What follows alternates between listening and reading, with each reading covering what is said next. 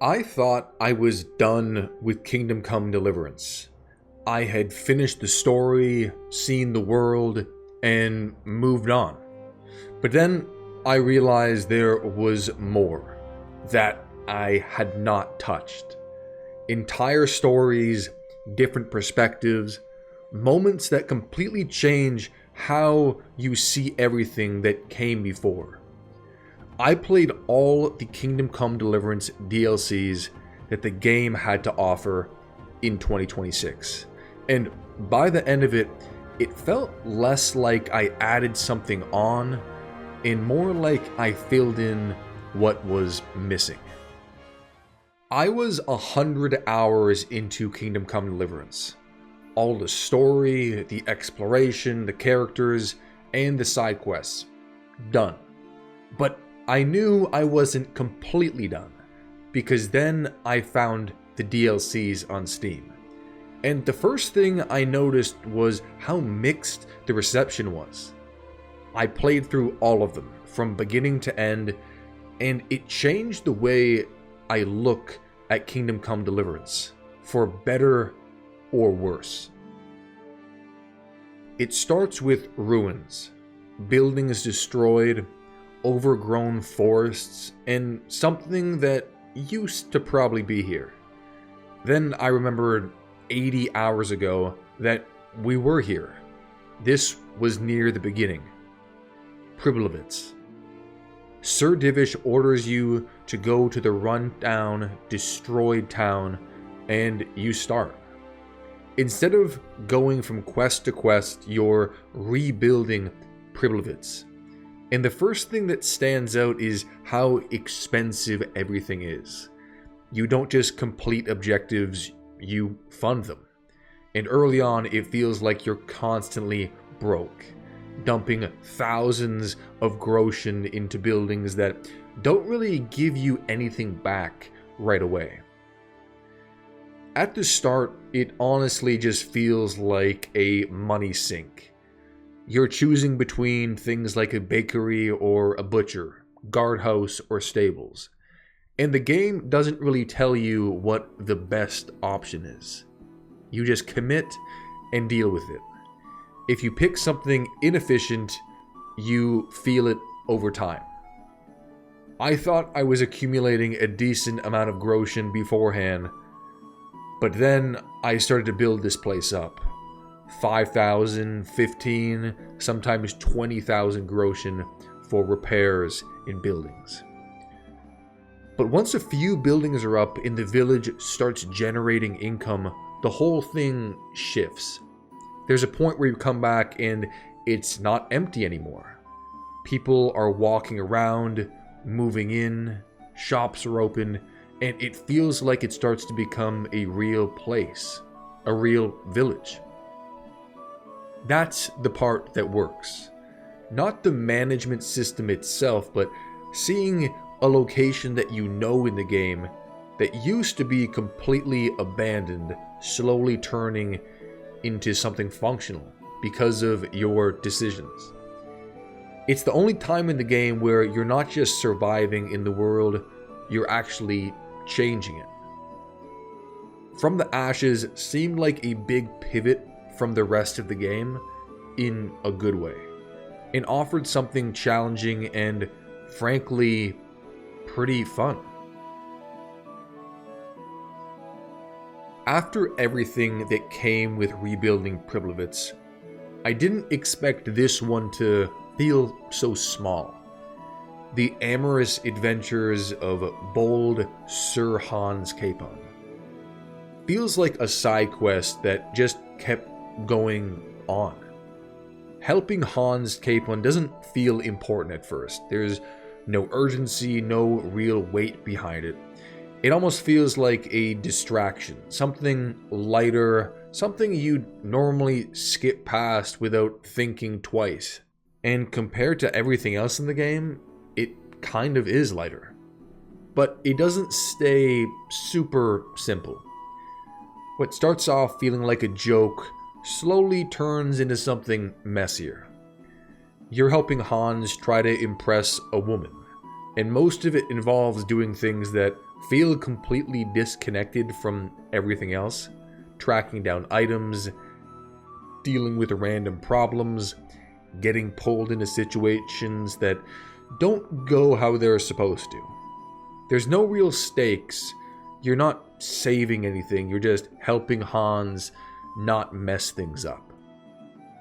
But that's kind of the point. It shows a side of the world that isn't constant conflict or survival. Just people dealing with smaller personal problems, even if they spiral into something a bit more complicated. It's not important in the grand scheme of the game, but it makes the world feel a bit less one note. But it makes the world feel a bit less dark. Then everything shifts in a big way. No rebuilding, no distractions, just a group of men who didn't really belong anywhere. From the moment you're introduced to the band of bastards, something feels off. These aren't knights in the same way the game usually presents them. There's no sense of order or honor holding things together. Just experience. And whatever is left after, everything else has been stripped away. You meet their leader, Sir Kuno, joining their band of bastards. You're not leading anything, you're not making decisions that shape outcomes in the same way. You're along for the ride, part of something unstable, unpredictable, and that tension carries throughout everything. Fights don't feel clean, situations don't resolve neatly, and there's always this underlying sense that things could fall apart at any moment. There was no control here with Captain Robard or Sir Divish. Just survival. As messy as it may feel, it had one of the most badass moments in the entire game. You're riding along a path with the group late at night when a woman distraughtly runs out and begs for the group's help. Her friends are in the village and it has been overrun by bandits. Sir Kuno says it's too risky, and as Henry, you can either persuade him to fight or let the bandits ravage the village and everyone in it. If you fight, you charge up a giant countryside hill under a starlit sky, swords and torches in hand, then battle the group to the death. Absolute cinema. The longer you stay with the group, the more they start to make sense. Not as heroes, but as people shaped by the same world, just in harsher ways. You see how they operate, how they think, how little separates them from everything they're fighting against. And then everything goes quiet. No group, no major story, no one pushing you forward, just maps and places to find. This one almost doesn't feel like a DLC, more of a treasure hunt. But the process of actually finding the locations is what stands out more. You're not following any quest markers in the same way. You're interpreting rough map drawings, trying to match them to actual places. You end up going to areas you probably ignored before, or at least never had a reason to explore closely. There's no narrative here, but it does make the world feel more detailed just by pushing you to interact with it differently. The most insignificant DLC, but if you treat it as extra free exploration, there's only upside. Then came the final DLC, the part I wasn't ready for, and the most hated Kingdom Come Deliverance DLC overall, A Woman's Lot. The shift is immediate. You feel it before anything even happens. You quickly realize you're not Henry anymore. And without that, everything changes. The world didn't feel different, but I definitely did. And the feelings I got realizing what day you're reliving as Teresa was pretty unsettling. It can feel like a restart. No armor, no weapons, no fast travel or horse to ride. You're living the life of a 15th century woman who has chores to do. Until things start to unravel. You're reliving this story that you know. But you notice details that didn't exist before. What Teresa was doing up to the Skalitz attack, who her family was, how much of a loser Zabishek was. The attack on Skalitz was already horrifying from Henry's perspective, but from Teresa's, it was genuinely disturbing. This wasn't another story. It was the same world, just without the armor. Sure, it definitely starts slower, and when you're 100 hours into the game as Henry, restarting as Teresa can feel like a drag. But the story and perspective offers something different.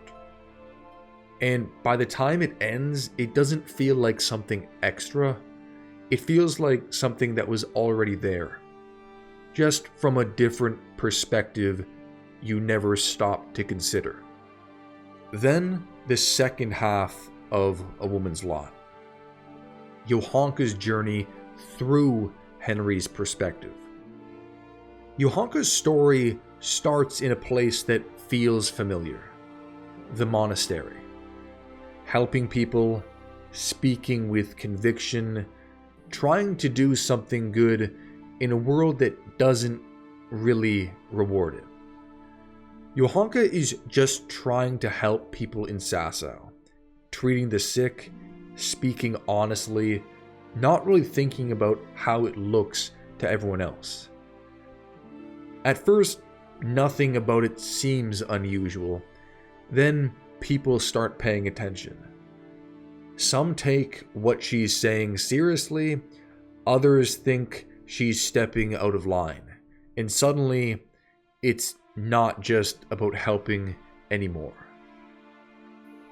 You start getting pulled into it, talking to people, dealing with complaints, trying to piece together where you stand. The situation keeps building and there isn't a clean way through it. Backing her can make things worse. Questioning her feels like you're shutting her down for no reason. Then it feels like solving an even more complicated puzzle with higher stakes. I couldn't solve the puzzle, and I got the most disturbing ending possible. Johanka's boyfriend Matthew dies of a sickness, and she is brutally killed with her tongue cut out. Maybe the darkest moment in the entire game. By the end of it, it's not really about whether she's right.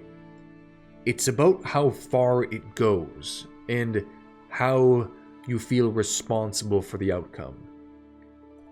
This was so dark that I honestly had to replay it just to get the happy ending, so I could remove that image from my mind.